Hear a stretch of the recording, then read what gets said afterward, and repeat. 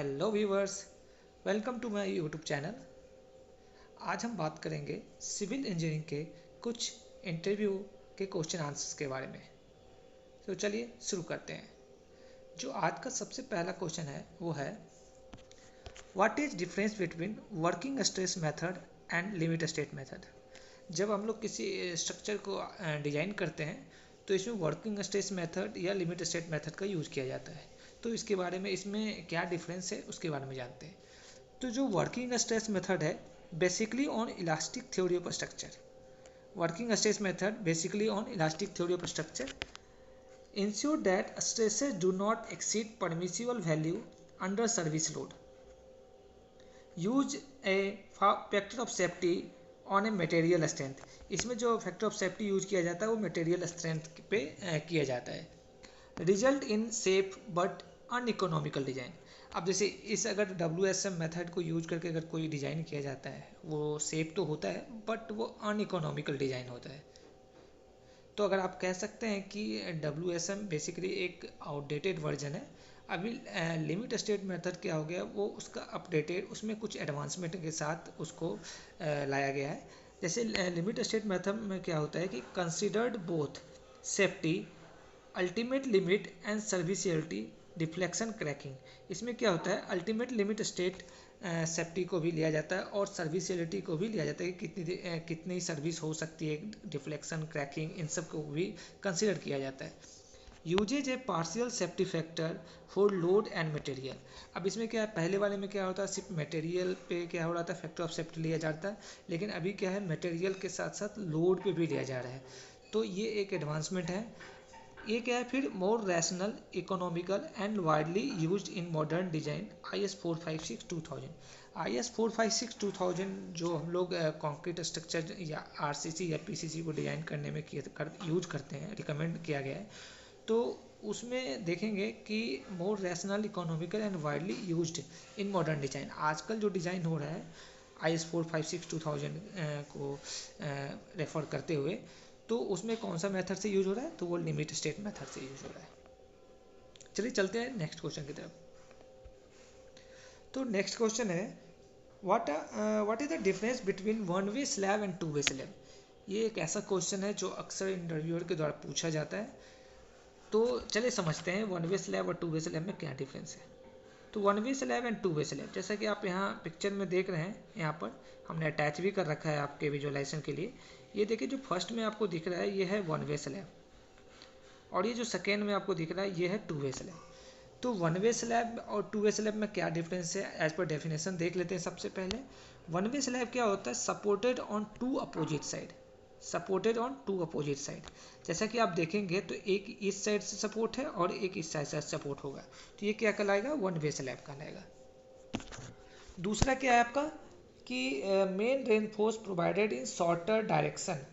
अगर देखा जाए कि अगर वन वे स्लैब है, तो जो वन वे स्लैब में मतलब कि आप समझेंगे कि जिसकी लेंथ ज़्यादा हो विड्थ के कंपैरिजन में, तो आप देखेंगे कि इसमें जो मेन बार होता है वो इस डायरेक्शन में मेन बार दिया जाता है, और जो डिस्ट्रीब्यूशन बार होता है वो इस डायरेक्शन में दिया जाता है। ठीक है। Ratio of longer Spain by shorter span is greater than 2 और इक्वल टू 2।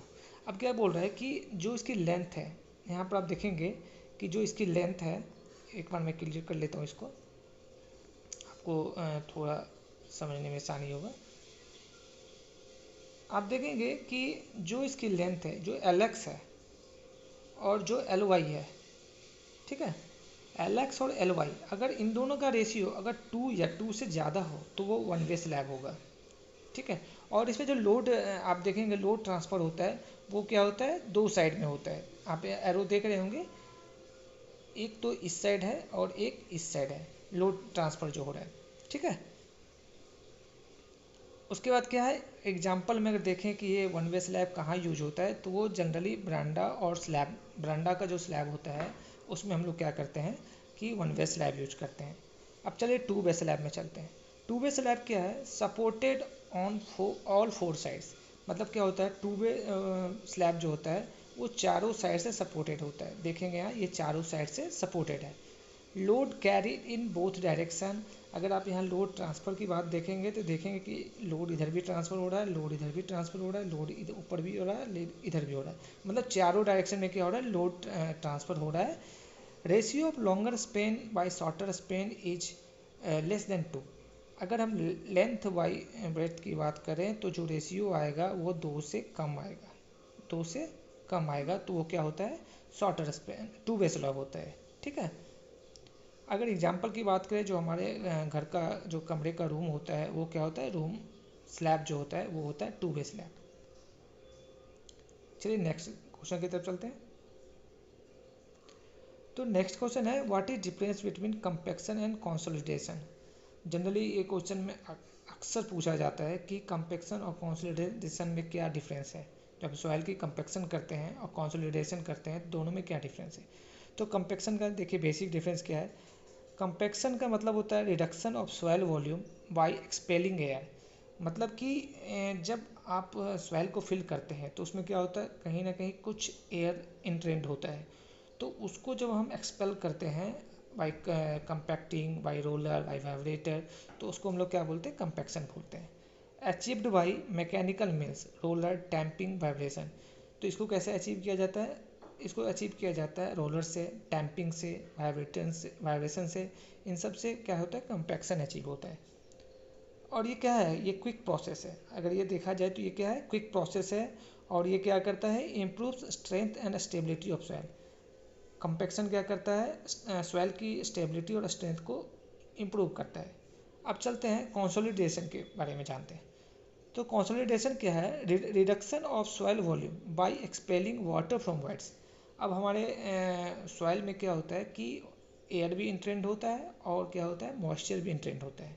तो अगर हम एयर को एक्सपेल कर रहे हैं, अगर एयर को रिमूव आउट कर रहे हैं, तो वो क्या कहलाता है, कॉम्पैक्शन कहलाता है। अगर हम मॉइस्चर को अगर रिमूव आउट कर रहे हैं, वाटर को रिमूव आउट कर रहे हैं, एक्सपेल कर रहे हैं, तो वो क्या कहलाता है, कंसोलिडेशन।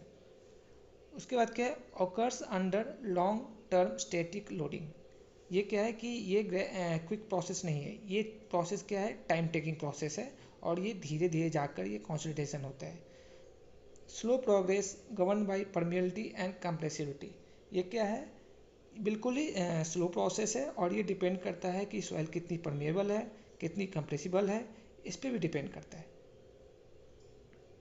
चलिए नेक्स्ट क्वेश्चन के बारे में जानते हैं। तो नेक्स्ट क्वेश्चन है, व्हाट इज स्लम टेस्ट। आप अगर एक साइट इंजीनियर हैं, आप एक जॉब ढूंढ रहे हैं, या फिर आप सिविल इंजीनियरिंग की पढ़ाई कर रहे हैं, तो आपके लिए ये टेस्ट एक बहुत ही इंपॉर्टेंट क्वेश्चन हो सकता है। जब कोई भी आपसे ऐसा क्वेश्चन पूछ सकता है कि what is slump test. Slump test basically concrete के लिए करते हैं, फ्रेश कंक्रीट के लिए। The slump test is perform to measure the workability and consistency of fresh concrete before placing. जब भी हम कंक्रीट को प्रिपेयर करते हैं और क्या है कि अपने स्ट्रक्चर में उसे प्लेस करने वाले होते हैं, तो उससे पहले हम लोग क्या करते हैं, उसकी स्लम टेस्ट करते हैं। स्लम टेस्ट बेसिकली किसके लिए करते हैं, वर्केबिलिटी एंड कंसिस्टेंसी को आइडेंटिफाई करने के लिए, कि ये वर्केबिलिटी इसकी कितनी है और कंसिस्टेंसी इसकी क्या है। अब देखिए, अगर हाई स्लम्प है तो हाई स्लम्प का मतलब होता है हाई वर्केबिलिटी। हाई स्लम्प मतलब हाई वर्केबिलिटी, जिसमें कि फ्लो होने के चांसेस ज़्यादा होते हैं। और इसमें क्या रीज़न हो सकता है, इसमें रीज़न ये हो सकता है कि इसमें वाटर की कंटेंट जो है, वाटर कंटेंट क्या है, ज़्यादा है, या इसमें एडमिक्सचर मिक्सड है। लो स्लम्प क्या होता है कि स्टिफ कंक्रीट। लो स्लम्प अगर है तो उसमें क्या है, वाटर सीमेंट रेशियो क्या है, बहुत कम है, वाटर की क्वांटिटी क्या है, बहुत ही कम है, और वो बिल्कुल ही आपको स्टिफ दिखेगा। वो फ्लो होने में क्या होगा, उसे फ्लो इजीली वो फ्लो नहीं होगा। तो हम लोग क्या करते हैं, हम लोग जब हमारी जो भी स्ट्रक्चर है जिस पे हम कंक्रीट करने जा रहे हैं, तो उस पर हम लोग देखते हैं कि यहाँ पर इसकी रिक्वायरमेंट क्या है, इसमें हाई स्लम्प की रिक्वायरमेंट है या आपकी लो स्लम्प की रिक्वायरमेंट है।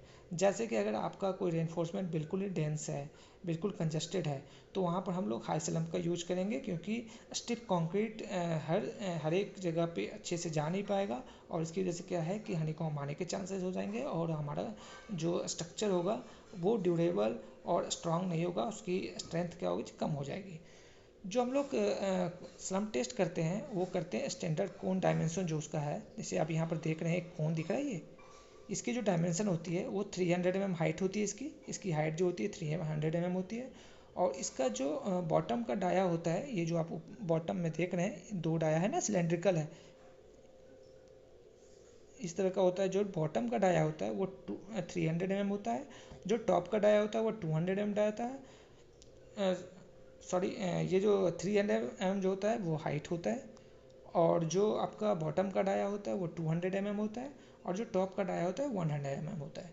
अब इसमें एक टैंपिंग रॉड आप देख रहे होंगे, यहाँ पर जो एक टैंपिंग रॉड देख रहे होंगे, ये टैंपिंग रॉड की जो हाइट होती है वो 600 mm होती है, और ये जिसकी जो डाया होती है वो 16 mm डाया की होती है। ये 16 mm डाया की होती है। चलिए नेक्स्ट क्वेश्चन की तरफ देखते हैं।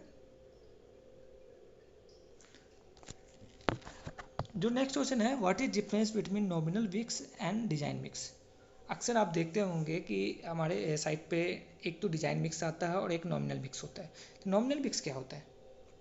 नॉमिनल मिक्स होता है जो M20 या M20 से नीचे का जो हम कंक्रीटिंग करते हैं, जिसपे कि जिसकी स्ट्रेंथ ज़्यादा नहीं होती है और हमें ये मेजर स्ट्रक्चर में यूज नहीं करते हैं, तो वहाँ पर हम लोग क्या करते हैं, नॉमिनल मिक्स को यूज करते हैं। नॉमिनल मिक्स बेसिकली होता है जिसमें कि आपकी जो रेशियो होती है वो फिक्स होती है, जैसे 1:2:3, 1:1.5:3। इसमें क्या है कि आपने एक जनरल फिक्स कर दिया है कि आपकी जो रेशियो होगी 1:2:3 होगी।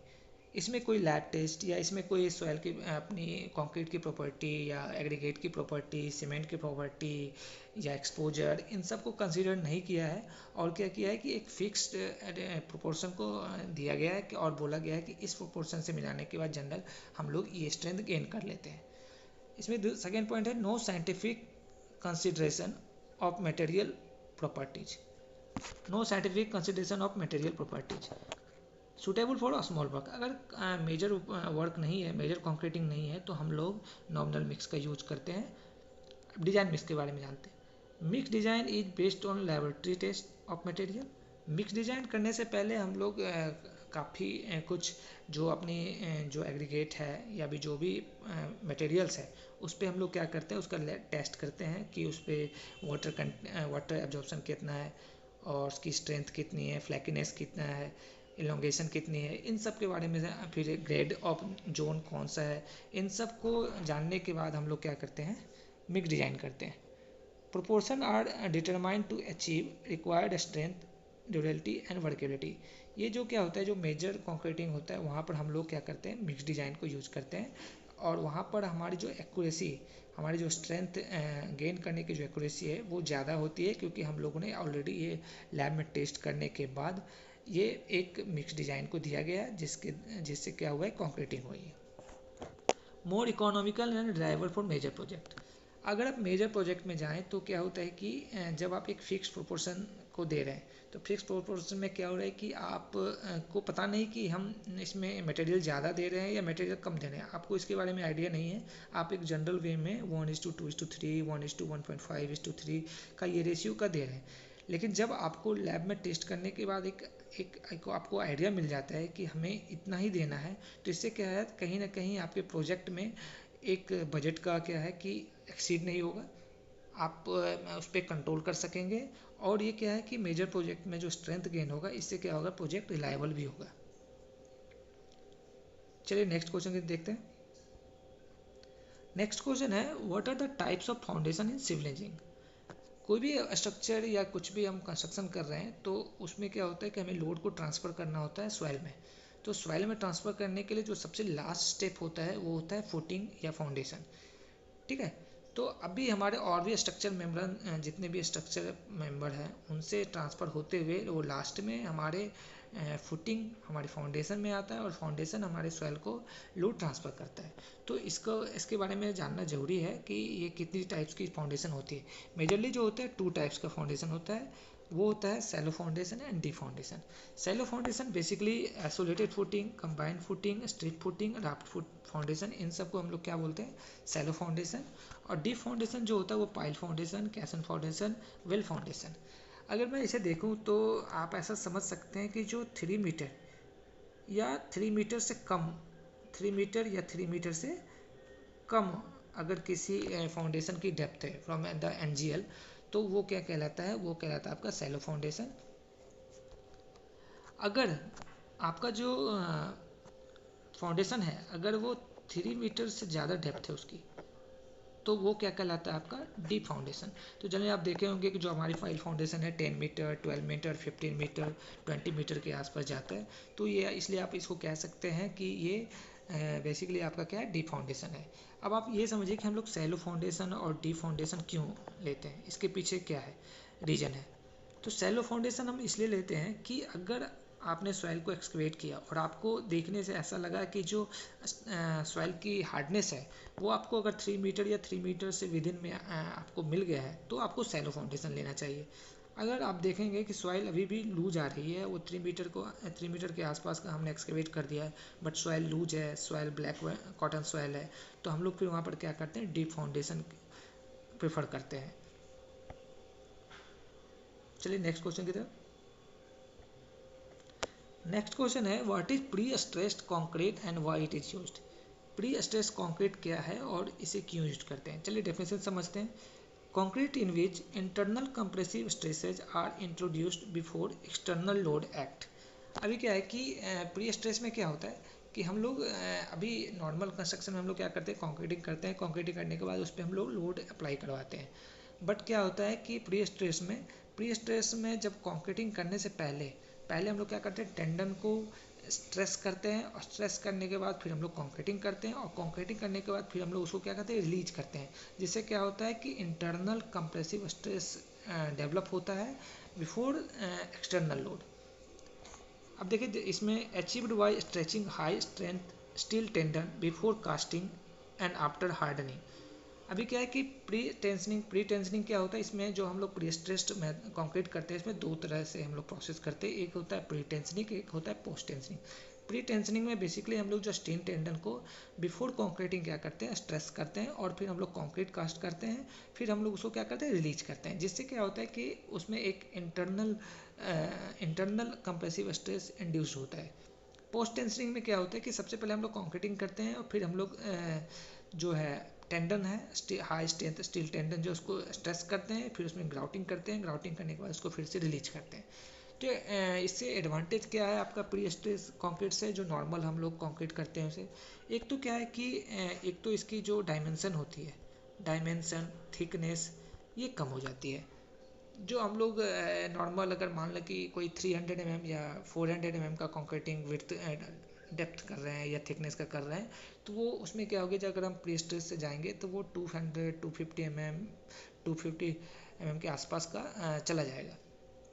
तो इससे क्या होगी, थोड़ी सी उसकी थिकनेस कम हो जाती है और ज़्यादा ड्यूरेबल होता है, स्ट्रेंथ ज़्यादा होती है, लोड कैरिंग कैपेसिटी ज़्यादा हो जाती है, ड्यूरेबिलिटी बढ़ जाती है। और इससे हम लोग क्या करते हैं कि जब हम नॉर्मल कंक्रीटिंग करते हैं तो एक स्पेन की जो डिस्टेंस होनी चाहिए वो जनरली एक फिक्स्ड होती है, बट इसमें क्या होता है वो थोड़ा सा जो डिस्टेंस होता है वो लॉन्गर स्पेन भी हम लेके जा सकते हैं। जैसे आप देख सकते हैं गर्डर, आपकी जो ब्रिज की गर्डर होगी, जो है एक्सप्रेसवे की गर्डर होती है, उसमें आप देख सकते हैं कि हम लोग प्री स्ट्रेस या post tensioning pre tensioning method से ही गर्डर को कंक्रीट करते हैं। चलिए नेक्स्ट क्वेश्चन जो है, how do you control the crack in concrete.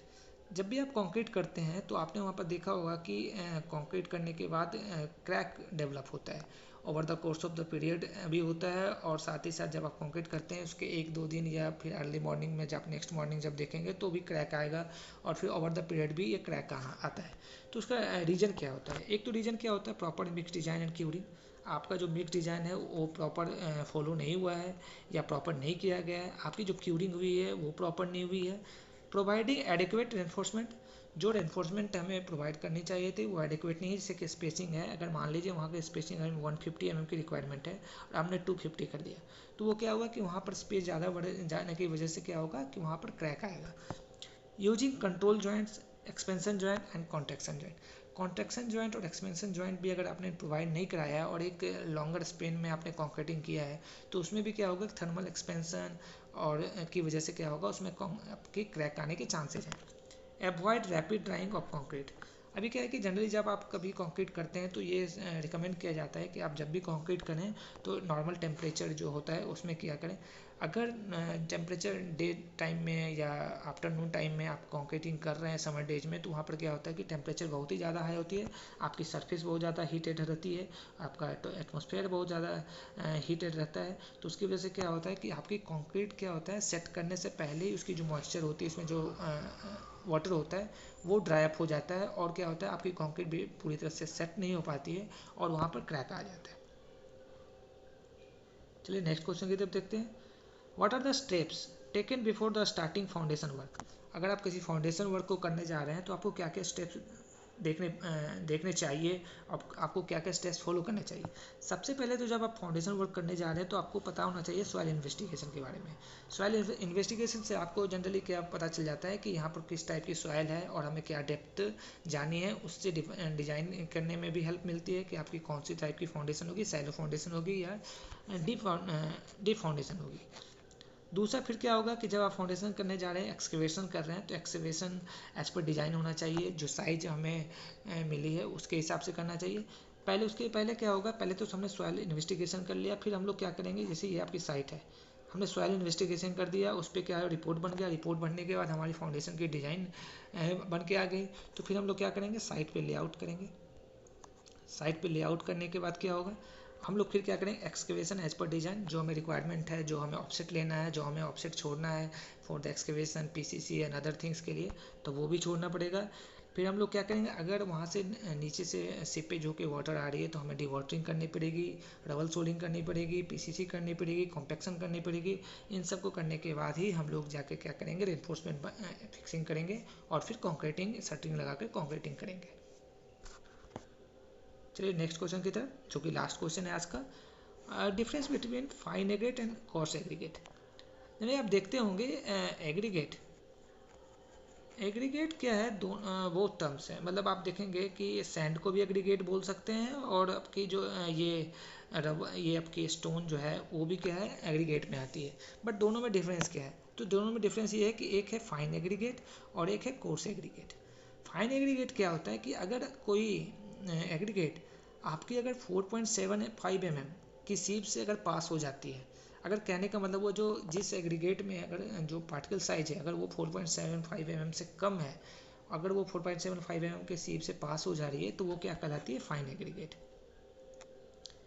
अगर जो 4.75 mm पे रिटेन कर जाती है तो वो क्या कहलाती है, coarse aggregate. Gravel, coarse aggregate, crust stone, ठीक है, ये सब क्या है कि कोर्स एग्रीगेट के कैटेगरी में आता है। अब उसमें भी डिपेंड करता है, जो हम लोग कंस्ट्रक्शन में यूज करते हैं जनरली क्या करते हैं 20 mm या बिलो द अंडर 20 mm का क्या करते हैं, अंडर 20 mm का यूज करते हैं, ठीक है। 40 mm भी कहीं करते हैं, बट जनरली हम लोग क्या करते हैं 20 mm या 20 mm से बिलो में जो रहता है और 4.75 mm पे जो रिटेन करता है तो उसको हम लोग क्या कहते हैं, कोर्स एग्रीगेट कहते हैं। आशा करता हूँ ये वीडियो आपको पसंद आई होगी। तो अगर ये पसंद आई होगी तो अपने दोस्तों में शेयर कीजिए, इसे लाइक कीजिए और मेरे चैनल को सब्सक्राइब कीजिए। धन्यवाद।